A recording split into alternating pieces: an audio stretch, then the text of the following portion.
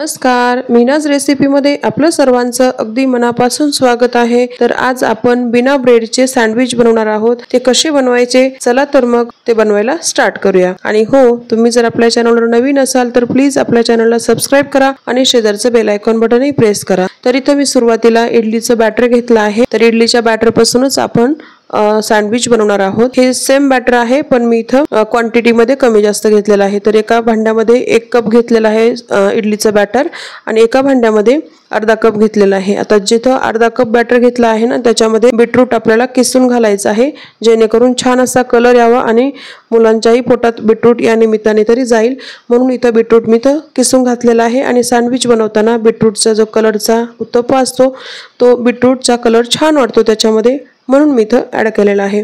चवीप्रमाणे दोन्ही बॅटरमध्ये मीठ घालायचं, छान असं याला मिक्स करून घ्यायचं आहे। मिक्स करून घेतल्यानंतर तुम्ही पाहू शकता किती सुंदर असा नॅचरल कलर आलेला आहे आपल्या बीटरूटच्या बॅटरला। इथं काही भाज्या सुद्धा मी इथं कट करून घेतलेल्या आहेत, व्हेजिटेबल्स। इथं गाजर आहे, शिमला मिरची आहे, कांदा आहे, टोमॅटो आहे, हे चॉपरमध्ये चॉप केलं आहे।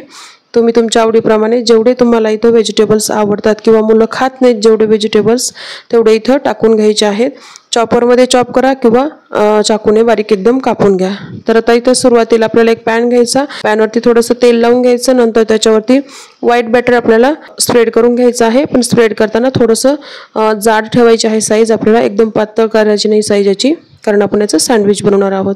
बॅटर स्प्रेड करून घेतल्यानंतर त्याच्यावरती काही व्हेजिटेबल्स टाकून घ्यायच्या, झाकण ठेवून आपल्याला 1 ते 2 मिनिट त्याला असं स्टीम करून घ्यायचं आहे किंवा भाजून घ्यायचं छान असं। नंतर ज्या साईडने आपण भाज्या टाकल्या आहेत ना त्या साईडने सुद्धा मी इथं काही सेकंदासाठी भाजून घेतलं, बिलकुल गरज नाही पण अगदी थोडंसं इथं केलेलं आहे मी, भाजलेलं आहे त्याला।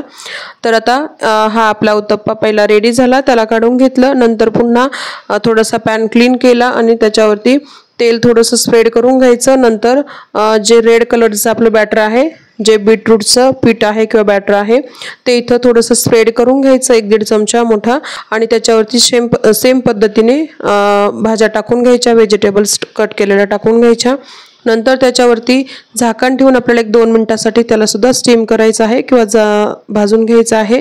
झाकण काढायचं, त्याच्यावरती मी इथं चीज टाकून घेतलं आहे। पूर्णपणे इथं टाकणं ऑप्शनल आहे, तुम्हाला जर आवडत असेल तर टाका आणि जास्त याच्यापेक्षाही चीज जास्त आवडत असेल ना तर आणखी चीज याच्यामध्ये ऍड करू शकता। या मी उत्तप्प्यावरती थोडीशी हिरवी मिरची सुद्धा कट करून टाकली, भाज्या टाकताना ऑप्शनल आहे, नाही टाकली तरी चालेल। टाकल्यानंतर आपल्याला झाकण ठेवून आणखी 1 मिनिटाकरता किंवा चीज मेल्ट होईपर्यंत भाजून घ्यायचं आहे। तर काढून घ्यायचा आहे उत्तप्पा। आता थर्ड उत्तप्पा आपण तयार केलेला आहे व्हाईट कलरचा, सेम पद्धतीनेच केला।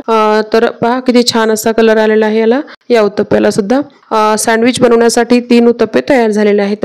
तर आता सँडविच कसं बनवायचं ते इथे मी तुम्हाला दाखवते। तर मुलांना आपण या पद्धतीने असं गंडवू शकतो बघा, की मुलं आवडीने खातात। अशा काही वेगवेगळ्या रेसिपी बनवल्या तर मुलं खूप आवडीने खातात, डब्याला दिलं तर डब्बा सुद्धा सगळा पूर्णपणे फिनिश करून आणतात। तर या पद्धतीने तुम्ही नक्की ट्राय करू शकता किंवा ब्रेकफास्ट साठी सुद्धा नक्की असं ट्राय करू शकता। काय केलं मी इथं सुरुवातीला जे व्हाईट बॅटर पासून बनवलेला जो उत्तप्पा होता तो खाली ठेवला, मध्ये चीजचा किंवा बीटरूटचा जो उत्तप्पा होता तो इथं मी ठेवून घेतलेला, मध्ये वरतून आणखी व्हाईट वाला जो उत्तप्पा आहे तो ठेवून घेतला आणि छान असं कट करून घेतलेलं आहे सिंपल। तर कट तुम्ही तुमच्या आवडीप्रमाणे 2 भागात करायचे त्या भागात करू शकता किंवा 4 भागात करायचं असेल तर 4 भागात सुद्धा करू शकता। तर तुम्ही याच्यामध्ये आणखी चीज सुद्धा ऍड करू शकता, किसून याच्यामध्ये चीज घालू शकता। जितकं चीज घालाल तितकं मुलांना चीज आवडतं, त्यामुळे तुम्ही असं नक्की ट्राय करू शकता। ब्रेकफास्ट साठी करा किंवा मुलांच्या डब्यासाठी करा। वाटतंय ना बिलकुल सँडविच सारखं, एकदम डिलिशियस दिसतंय, नक्की ट्राय करा।